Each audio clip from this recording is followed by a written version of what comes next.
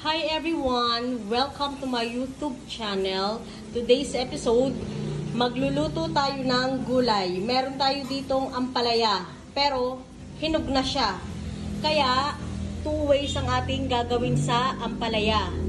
Ginisang ampalaya or igigisa pa lang natin na mayroong bawang sibuyas at 1/8 kilo ng pork. At meron tayong 2 itlog. At ang isa naman ay gagawin nating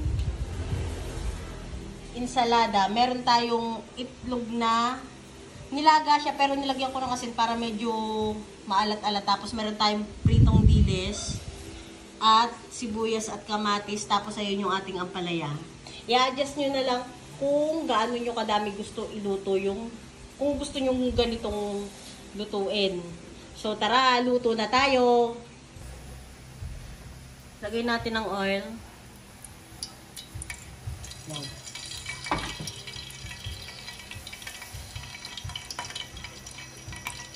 Isutay natin ang ating pork.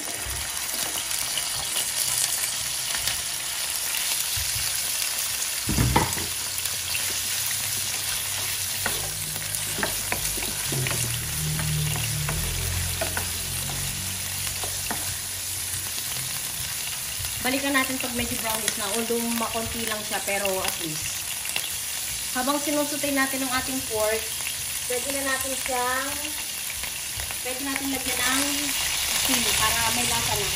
Nasa lang stick.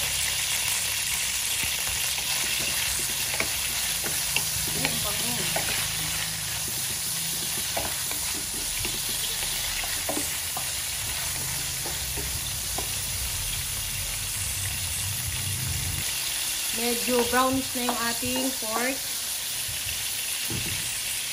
Ating set aside.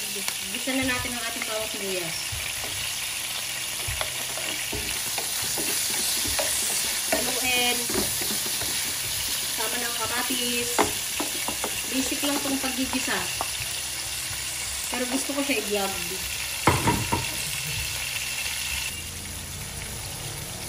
Ang ating hinog na ampalaya. Hinog na kasi siya, kaya hinog naman talaga. Why not for the vlogging? Kahit gisa-gisa.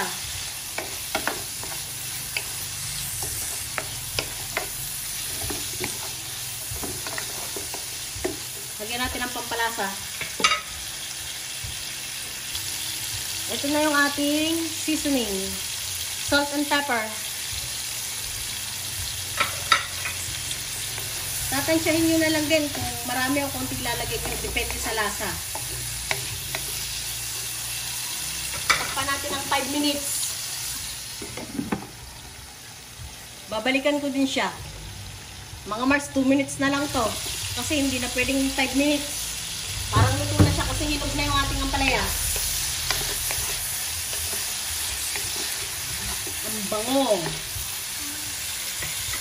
Lalagay natin yung ating beaten egg.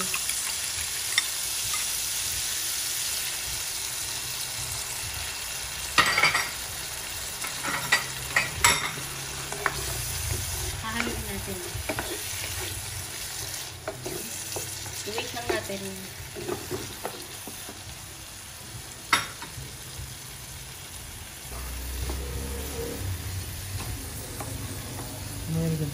Mga Mars, ready to serve na to. Ay, tinikman pa ni Daddy Jowa. Anong masarap? Masarap kahit gisa-gisa? Masarap nga, tinikman ko na din eh.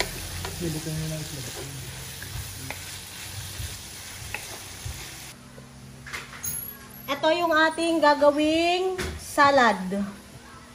Salad or ensalada. Nandito na lahat siya sa isang lagayan. So, imimix lang natin. Pero wait. Gagawin lang muna pala natin ang ating parang pangpalasa. Meron tayong suka kahit anong brand. At ito ay salt and pepper. Tansya-tansya lang. Hahaluin hanggang ma-dissolve yung ating asin at pepper sa ating suka. Parang magulo ano. Tapos ito, nilalagyan natin ng dilis. Yan. At lalagyan na natin ang ating parang pinakang pampalasa niya. Hahaluin. Wow, looks yummy. Ay, nalaglag yung dilis. Yung dilis ay binusa lang natin sa langis. Huwag masyadong prito at baka masunog ay mag-iba ang lasa. Lasang sunog. Are, garne. Yan, parang masarap na siya.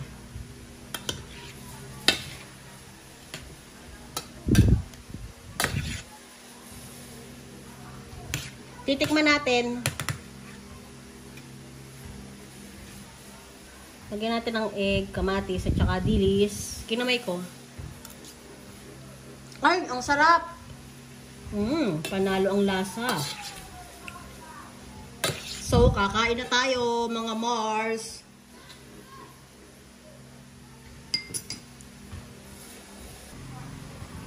Ready to serve ng ating ampalaya 2 ways. Insaladang ampalaya at ginisang ampalaya. Maraming salamat sa panonood. Ingat!